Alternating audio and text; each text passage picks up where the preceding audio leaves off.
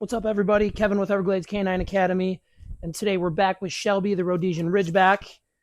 We got Shadrach right here. He's kind of playing with my dog, but we're going to do a lesson with Shelby today, and we're going to talk about forms of nonverbal communication. Too often do I see owners trying to tell their dog hundreds of commands, repeating commands over and over, and it's actually quite remarkable how much you can do without even saying anything to the dog. I really like to start with leash pressure. Leash pressure is one of those things that I use a lot to communicate with dogs. Right. So the first one being just having her follow my lead around, trying to get around different places. See, she wants to fight it a little bit. Yes. Good. Marking and rewarding those moments. What's up, buddy? And I also am working with a little bit of distraction with both the dogs. Ouch. So I do a lot of work with them together, trying to get them to not be so concerned about each other, which is almost an impossible task since they're litter mates. All right, here we go. So we're also going to work with sit. Okay, so leash pressure up. Good. Yes. So with the sit command, it's you don't even have to say anything. All you really need to do is pull straight up on the leash and hold. The thing with leash pressure exercises, good, is you need to follow through with them. Once you start applying pressure, yes, you really, really need to hold that pressure until the dog submits to the pressure. If you allow the dog to win, if you put pressure on the dog and the dog starts fighting the pressure and you let the dog win, the dog will learn to blow off that pressure. Good. And I'm barely putting any pressure on. I'm not really putting so much pressure that I'm strangling her, just enough to make it uncomfortable. Good. Yes. And I want to mark and reward that success. Okay, now the next thing I'm going to do is I'm just going to pull her over the placemat. I want her to follow the leash. There we go. We have a little resistance. I don't want to hold up on this resistance. Good. Yes. If I were to allow her to win that fight, she will start to learn all I need to do is just fight the leash and I will win.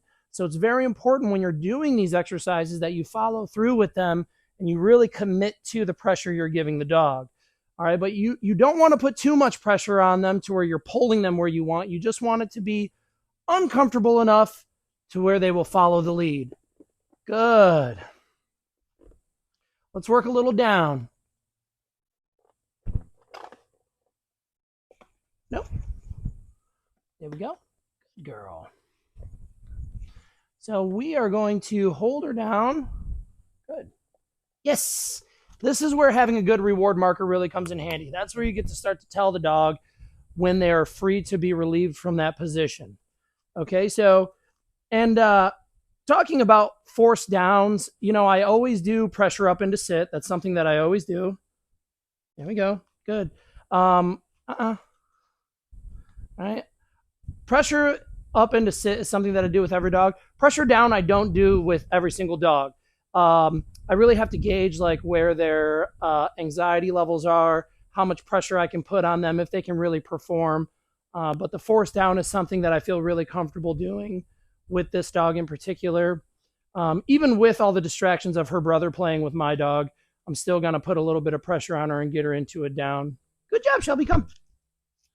There we go. A little bit of down. Just a little pressure. Good. Good. Good girl. Nope. Go ahead and keep her in a down until we say yes, right? There we go.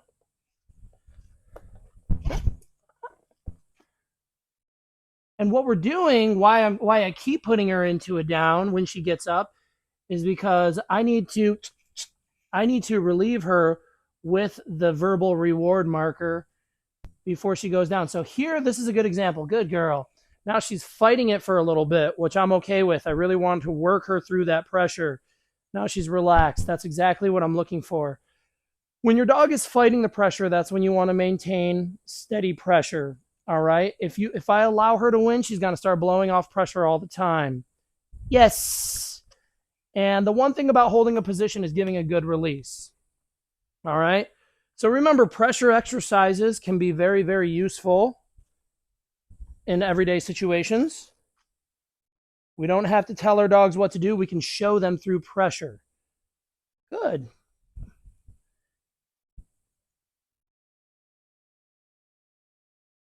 Here we go, holding pressure down.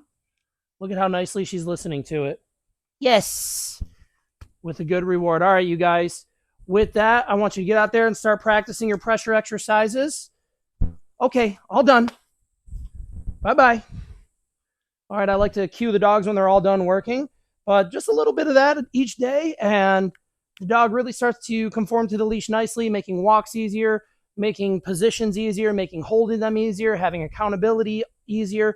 So I highly recommend that you get into some pressure exercises with your dogs. See you on the next exercise.